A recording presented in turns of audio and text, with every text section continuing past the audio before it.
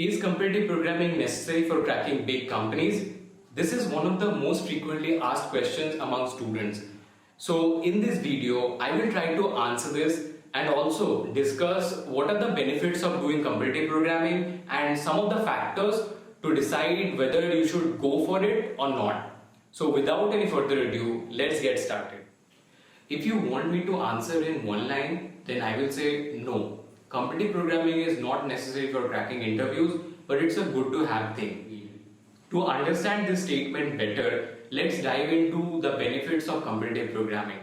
Number one, identification of problems. See, in competitive programming, you get a lot of story-based questions, right? Where you use proper data structures and algorithm to solve the problem. This teaches you how to identify the actual problem and also what kind of data structure you can use in what scenarios, right? This actually helps a lot in actual interviews, because if you face a question which you haven't faced before, in such situation you can figure out easily what all data structure you should be using here, what all data structure you can use here. Now the second benefit is fast implementation and edge case cover. In competitive programming contest, you get only 2 or 2.5 hours to solve some 3 or 4 problems, right?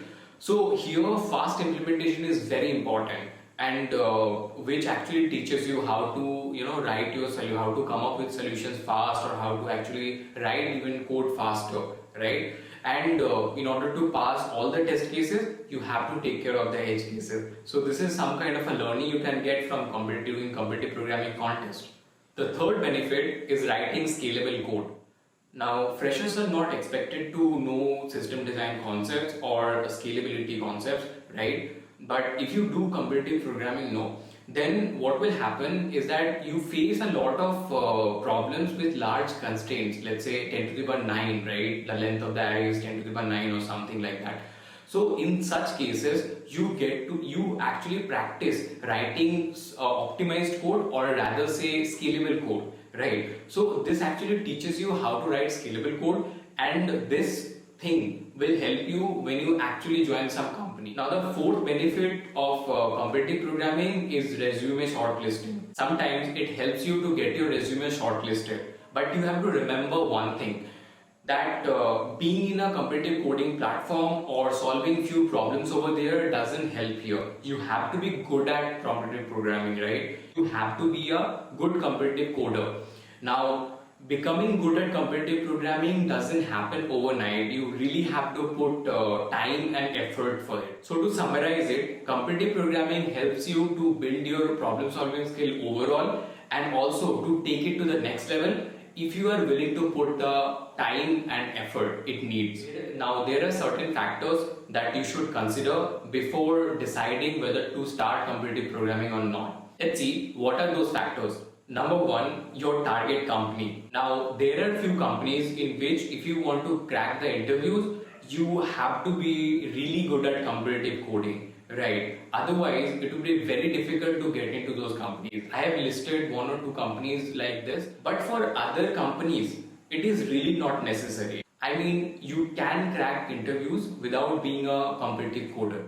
Now, the second and most important factor is time.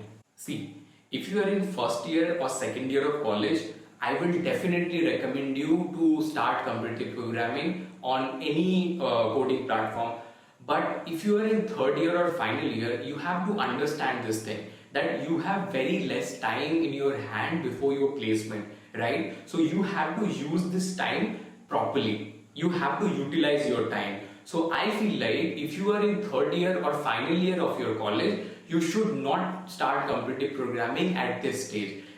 Rather, you can make a proper study and practice plan and start preparing. And for resources, there are many good websites available. I will list some of the websites in the description section. You can check from there. Now the third factor is that whether you enjoy competitive programming or not. See, even if you are in first year or second year of college, and you don't like doing competitive coding, or you don't like participating in competitive coding contest or like that, then I will suggest कि यार मत करो. ठीक है, क्योंकि if you don't like the process, no, you won't be able to go far in it, right? तुम continue ही नहीं कर सकते इसको. अगर कंटिन्यू नहीं कर पाए so you will not be good at competitive coding, right? और यहाँ फिर फायदा क्या होगा? तो what I suggest you to rather invest your time on projects, like build some project, learn some technology, and try to solve some real life problems. Do good projects because that will help you a lot. So to summarize, companies evaluate you based on your problem solving skill, no matter how you have got it. So it is not necessary to do competitive programming. Just make sure that your problem solving skills are on point. So that's it for today. I hope this video was helpful for you. And if you find this video helpful, do hit the like button, and also don't forget to subscribe to C2 Academy.